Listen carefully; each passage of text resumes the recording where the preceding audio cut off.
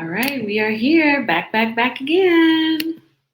What's up, Dr. Tiffany? How you doing today? It's a great Tuesday. What can I say? How about you? Listen, I'm in the same place. It's great. It was great. Has been great. It is still great. Yep, Yes, ma'am. all the things. I will tell you on my end today, they canceled school, um, wintry mix or something. So it rained till about 11, and then it was sunny outside. So that's Mm, always fun. mm. Yeah, we're in this whole freeze warning and everything, and so we still have to go to school tomorrow. But I gotta give it to my principal. He's letting us wear jeans, y'all. If you don't know anything about educators and their jeans, let me just tell you. A lot of times we'll take that over a little bit of cash. That's all I'm saying. Oh yeah, jeans, very important. I was in a school district where you could pay $5 and you could wear jeans, and everybody did it. It was like, I will do that to wear jeans on Friday, so I get it Mm-hmm. totally. Mm-hmm. All right, so let's jump right into this week's topic. I know we have been discussing as we, prepare for these talks every weekend, student behavior and how teachers play a role in either escalating or de-escalating a situation, also parents too. So I know from my son, he's 8. He's a pretty well behaved kid. He doesn't like to get in trouble at school. He doesn't like conflict, but the times that he has come home and said so and so did so and so to me, he's upset about it. It elicits this like initial mama bear response. I'm like, I had to learn how to just dial it back a little bit, get the full story, right? Because there's all they say it's 3 sides to every story: your side, my side, and the truth. So waiting to Mm. get all the details and then thoughtfully responding. So I know in middle school you definitely run into behavior in the classroom, students reacting to other students, all that. I mean, it's like, so I heard somebody say this one time, and it really made it click for me because the middle school age is that age where nobody really wants to go. You got to be a real super special human being to do middle school, okay? And this just my second year there. I'm a high school person, but what they said was take a 2-year-old toddler Hmm. and the way that they kind of show their emotions like uninhibited, like it's the rawest form of seeing emotions. Yeah, Put that in the mentality of a teenager. It's that's like a good. they're starting all over again, but in these bigger bodies emotionally. And it is so true. So yeah, man, we see all kinds of behavior stuff. I there was a kid that I hate to tell the story, but there was a kid who was in a class, and in this class, the kid was having some issues with some of the other students. Like there was this constant. This student is always trying to say something to me, or that student, or a couple of students are getting together and trying to instigate things and start stuff. And this particular student, would blow up, Mm. and the student felt like the teacher was never on their side. Like it was always this student's fault in the situation. And this student would end up getting in trouble every single time. And then on top of that, the biggest part of the blow up was because the student felt like the teacher would not let them talk, would not allow them to explain any part of the situation. And the student was really, really frustrated, and it kind of broke my heart because as a classroom teacher, I try to make sure that I get multiple perspectives on the story. Like the first thing you see is not the first thing that happened. Very true. So Yeah, middle school is that's a tough area, man. Yeah, I love how you just shared that the first thing that you see as the teacher is not always the first thing that happened. And I think that's so important to remember because, I think it's human nature as a teacher. I've worked in the schools too, and you know the kids who are constantly getting in trouble, doing things to annoy other students. And so in your mind, you kind of peg them. It's like, okay, this one's usually causing some problems. So when something happens in a group that they're involved in, your eyes may automatically be drawn to them, to that particular student. And that's not always the case. The things that we pay the most attention to are the things we see very quickly. So it's important to just remember that the first thing you see isn't always the first thing that happened. Um, I think that's so important. Yeah, and it's so important that no matter what point you catch in the situation, that you allow students to be heard. The worst thing you can do is automatically just shut the kid down because you saw what you saw, and you're going to, you know, take care of it your way. All that does is it says to the kid, "Oh, you don't care about me.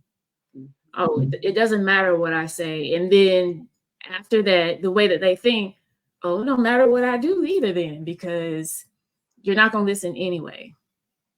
Yep. And on the parent side of that, I think it's really important to also give your child space to share without interrupting them. That first kind of tell me what happened, letting them just share freely about the situation or the incident without interrupting them with questions, even follow-up questions, clarification questions. Just let them get their story out so that they feel that release. I mean, imagine like as an adult, you are called into your boss's office or, a supervisor, and they don't let you get your story out. That could be very frustrating to an adult. So imagine for a child too. So I encourage parents always to let their child get the story out without interrupting them. And then once they finish telling their story, then you can go back and ask some of those clarifying questions, especially with the younger age. They tend to retell a story out of sequence. And so by the end of it, you're like, I don't know what happened first. I have no idea. But just let them get it out first. And then you can go back and ask those kind of sequential order questions. So, tell me again what happened at the beginning when all this started. And then what did you say next? Or what did they do next? And then that way you can piece things together in a more sequential order, especially with the younger kiddos. Yep. Great advice for parents. I would love for some of our viewers to type in the chat, like, what are some situations that you've been in with your kid or teachers with kids at school? What are some behavior things, and or what is something, a strategy that you have that has worked for you, for your students, for your child, to kind of help in these behavior situations at school? Yeah, that would be great to hear. I know, something that everybody deals with for sure. Right. So, let's help the people. Let's help some of our parents when they have kids who are going through things at school, and just how to deal with it. Like, we talked about how you can approach the conversation with your child, but how do you know when it's time to actually intervene and step into the situation? And like I tell mine, let the adults deal with the adults. Mhm. Yeah. So I feel like the three key things to look out for as a parent before you intervene is, have you seen any changes in your child's behavior? If your child is normally an extrovert and now they've become very reserved, then maybe you start to ask questions about, is there something going on in school? And then vice versa, you have a child who's very shy, and now all of a sudden they're showing more upset, angry, or aggressive behavior, or just their tone and how they talk about the kids in their class or in their grade level. If there's changes there in their personality, I would definitely do a little bit more digging, reaching out to the teacher, asking about a particular situation. If you as a parent directly observe something, I know maybe you pick your kid up from school, maybe you wait for them at the bus stop to pick them up. If you observe a situation directly, then of course intervening there. And like you said, adults deal with adults. So as the adult, you never approach a child in anger or aggression, right? That could go left very quickly. You let adults deal with adults, ask to speak with their parent about it. And then the third thing I think is if your child is constantly talking about a situation that seems to be happening over and over and over again, then reaching out to the teacher to say, hey, my kid's been talking about this particular student and all the things that have been going on multiple times. I need to get a little bit more information from what you're seeing in the classroom. Absolutely, absolutely. And once it reaches the teacher's side of it, a lot of things that you said the parents need to look out for, the teachers have to be intentional about looking out for those same things. If you see that a child has changed over a certain period of time, this particular child has been quiet and doesn't really say a whole lot, is mild mannered, even tempered, and then all of a sudden you notice that they're snapping, at the people they're sitting next to, or they're yelling at somebody across the room, and it just seems like it's coming out of nowhere. Something has happened, something is happening, and that is a red flag and a cause for concern. Ask questions. If you hear something coming up over and over again in the classroom, either from the kid or just kind of in general, like I'm always listening to my students because they'll tell on each other. Yes. Especially the younger they are, the easier it is to listen to them tell on each other. So I'm always listening for different things while they're working on something that I've given them. They think I'm over there grading papers all the time. I'm not. I'm sitting there listening to their little conversations to see what's going on in their little social world so that I can know when I'm going to jump on something. So it is about being intentional, about just being in tune with them, so you can keep up with that. Definitely. And I was going to ask you at the middle school level, and maybe at elementary school too. I feel like elementary school students are somewhat more easy to share. They easily share things. Middle school, they're much more private, reserved. They don't want that attention drawn to them. So how do you feel about your level of relationship with your students that you have developed with them so that they feel more comfortable sharing maybe something that's going on that you haven't noticed, or maybe you haven't noticed that level occurring? Relationships are everything. They literally, in school, the relationship a teacher has with their students is everything. I know kind of up to this point in our talks, we've talked a lot about academics and things like that. But when you get to the social aspect, when you get into the emotional aspect of what's going on with the child, the biggest factor in a child's success in school comes down to their relationship with a trusted adult in the building. And so for me, that's my platform. That's what I stand on. My number one goal is to build great relationships with my students as soon as possible in the beginning of the year. And what that does, it affords me less time that I have to sit there and sneak and listen to when the students will actually come to me if there's an issue or a problem, because they trust me and they think that I have the power to help them solve it. And sometimes that's not getting into it with the other students that they may be getting into it with, or sometimes it's not even like digging into personal situations or home situations. Sometimes it's just, I really need to just talk and get this out. Yeah. Yeah. Because they had the opportunity to talk and get it out, they're back to their same, behaviors that I'm used to seeing from them. Mm-hmm. It's those kind of things, but only having a good relationship is going to bring that out of them. Yeah, I think that's super important, that relationship building for sure. The middle school level, certainly. I did see a question in the chat.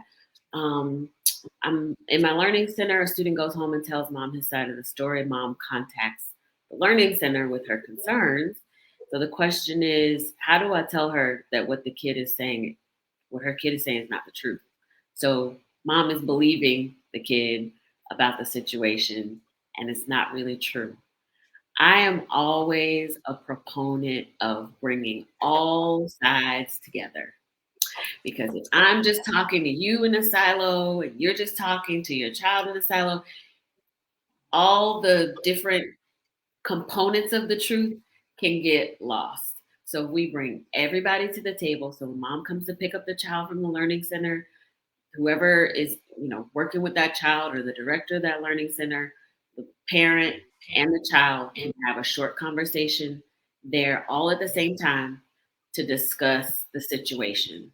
And that way, everybody's on the same page. The kid knows, hey, my mom is going to hear from the director or my tutor at the center what actually happened. So maybe next time I won't elaborate the truth. Maybe next time I'll be a little more truthful about my side in it, because now I know there's a connection between my parents and my tutor or the director of this learning center. And I was there to witness it. So bringing that child in to have, and it doesn't have to be a tense conversation. You just bring it up. Hey, I don't know, Ethan, mom told me that, you shared with her some things that happened yesterday when you were here at the learning center, and give them the space to share. Now, sometimes a kid might clam up because now maybe they realize, okay, now I'm between what actually happened and what I said is what happened. So they might clam up, and then you can ask some of those probing questions like we talked about at the top of tonight's Tuesday talk. But give them the space to share first, and then you can inform the parent. So Ethan said this happened, but actually what happened was, and you can go back through and share that with mom. Then mom is readily able to ask her child any follow-up questions, to ask you as the tutor or the director any follow-up questions either. But if we just keep talking to just one side of it, then everybody's not getting the same information at the same time. Right. I love that. Because to me, again, that goes back to, are you trying to build relationships? Yeah. Because, in that situation, it's so easy as the adult, the owner of the learning center, the tutor, the teacher, it's so easy to get defensive initially and be like, oh no, this is what happened. And so, but once you do that, you don't realize that you're automatically setting up conflict. Yep. Instead of what you said, come together, because we're all on the same team and we all want the same thing. We want your kid to be successful. That's So right. let's get together. Let's talk about the situation. And then, yes, bring in the child. Children have to be held accountable. That's right. And sometimes I feel like we look at them and say, oh, they're just a kid. This is adult business. Like, no. Yes, the adults are talking to each other more and handling it, but you bring the kid in because in this process, they're supposed to be learning how to handle these kind of situations too. That's right. And know that they just can't say whatever they want just because they want to. Yeah. And it would be my hope that as a parent, having your child there too might curtail how you verbally respond to the situation too. Now I have seen it happen where parents, they just let loose. They don't care who is there to observe, the 3-year-old or the 13-year-old. They don't care. But it would be my hope that parents having their child there would take that opportunity to model good verbal communication skills, asking questions, not using a angry tone, making sure that you give space for the other person to talk. Our kids are watching us all the time. How we interact with people at the grocery store, their teachers, neighbors, family members, they are observing us. They're sponges, whether they're 3 or 4 or they're teenagers. They are observing how we react and respond to situations. And then they are going to mirror that more times than not. They're going to mirror it. And I'm sure parents have seen that themselves. I'm sure a family member has been like, seeing your child do something or say something, they'll say, now, that's all you, right? Like it's a parent. You're looking in the mirror. So the same thing is true with how we, handle these conversations with our kids' teachers as well. We want respect, so we give respect is how I always see it. Being on the side as the educator in the school and also on this parent side as well. And I'm sure as a teacher, if I came to you in a more respectable, approachable inquiry mode, not accusatory, that you're more receptive to that interaction as well, right? Absolutely. Absolutely. It's when you go in with questions, it shows that you are open to possibilities versus going in thinking, oh, this is exactly what happened and I'm in here to get some correction up in this piece. Like, calm down. Wait a minute. I just work here. Okay. I got to go home. My family and my kids and my husband. Like, hold up.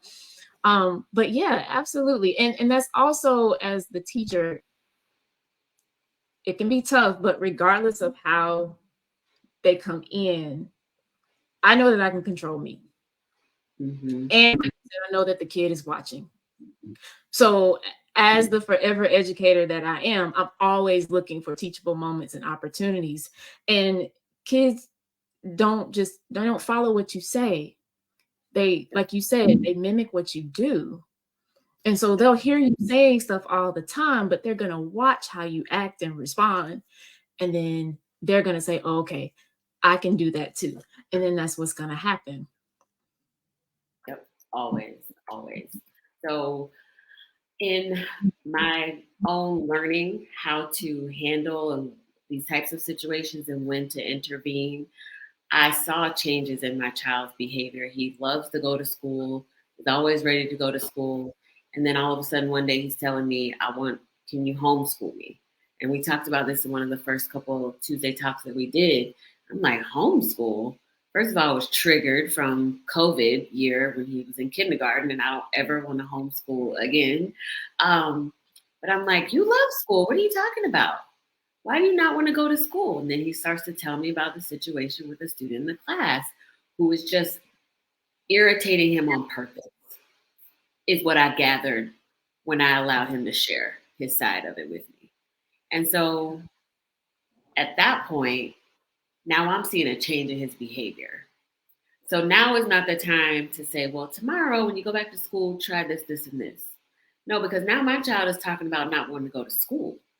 So I want to catch this right at the onset, right when I noticed the change happening. So the first thing I did when we got home was I reached out to the school. By the time we talked about it, it was after school hours. So I sent an email letting them know, hey, this is what my child talked about at home. This is the child that he said is giving him trouble at school. Please reach out to me by phone at your earliest convenience, because some things you can't discuss via email or Class Dojo or the Remind app. You need to talk in person or on the phone.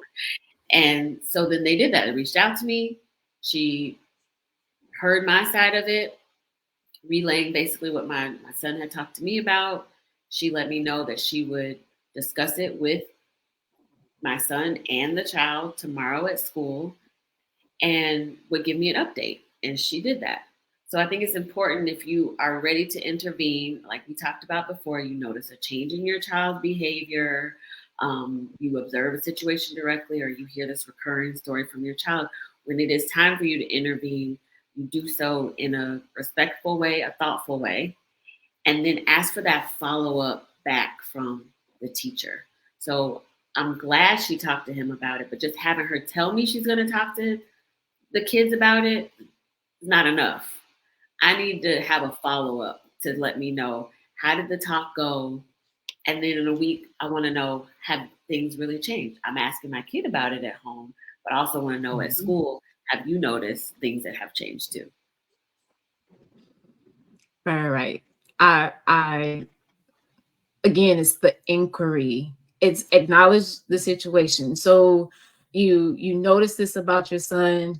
But I don't want to go to school no more. Okay, red flag, red flag. So your first action was to, okay, let's have some conversation, son. Why do you feel that way? Going in with questions just to get a better feel of what's going on, because you know that that's not normal for your child. So the change in behavior, and then asking him about it. And then based off of what you gathered from what he said, okay, it's time for me to take action. Like, I don't need to wait. This is serious enough. I need to contact the teacher. And in your case, that's kind of as far as it needed to go. It seemed like it got handled, but you didn't go in saying, listen, lady, my kid said this, and that kid over there. It was none of that. It was still, I'm inquiring. I'm just trying to figure out what's going on so we can find a solution to the situation. Yeah. And I think that if all adults involved would take that approach, I think the situation would go over a lot smoother. I think it would get handled faster. And I think the kid would learn how to handle some of these things themselves. Mm-hmm. And I think it's really important to remember that sometimes the teacher is not fully aware of the situation that was going on, not because she's not paying attention, but it could have been something that happened in the cafeteria. It could have been something that happened at music or art outside of their, their visual field. And so then you come in, ready to start a war, and the teacher is like, I don't even know what's going on. So you have to give room for that too. Now, I know, like we talk about here every week on Tuesday Talks, we are all about solutions and practical suggestions that parents and teachers can implement. So we do have a freebie, a newsletter that we are going to share. And we would like for each person watching, whether you're watching live or the replay, I'm going to put the link for our Google form in the chat. And if you can put your information there, we will share our newsletter. It's really great. The newsletter is going to outline ways that parents can address behavior and ways that teachers can address behavior as well. And it really is going to capture a lot of what we talked about tonight so that you can have a nice handy dandy reminder of ways that you can encourage accountability, reflection, and then actually knowing when to intervene and how to have that conversation with your kids and your students too. And I think it's really good that both are on there, the parent and the teacher, because I think we both need to know like what we can do, but also what the other is able to do as well.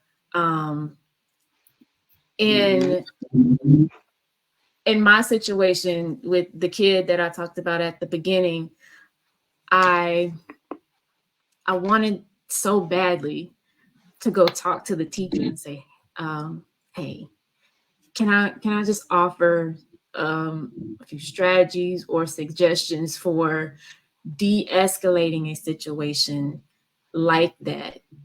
Because the kid ended up getting written up and getting sent to ISS. And based on the type of situation it was, it doesn't have to get to that point.